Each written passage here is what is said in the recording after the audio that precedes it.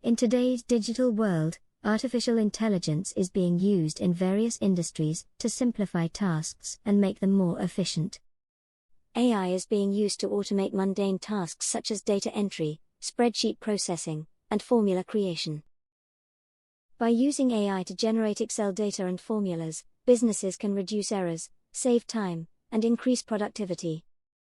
AI-generated Excel data and formulas are already being used in a number of industries, including financial services, healthcare, and retail. AI-generated Excel data and formulas can help organizations create more accurate and up-to-date financial reports, create cost models, and develop customer segmentation models. Using AI to generate Excel data and formulas can also help to reduce errors.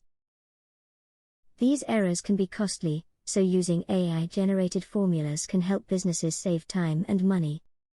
Here are some examples using OpenAI.com using their spreadsheet generator prompt, a 3-column CSV spreadsheet of world population by top 10 countries without number formatting.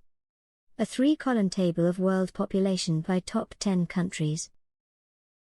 Example of using XLOOKUP. Calculate monthly mortgage payments. Why not try it out now? See the URL in the description.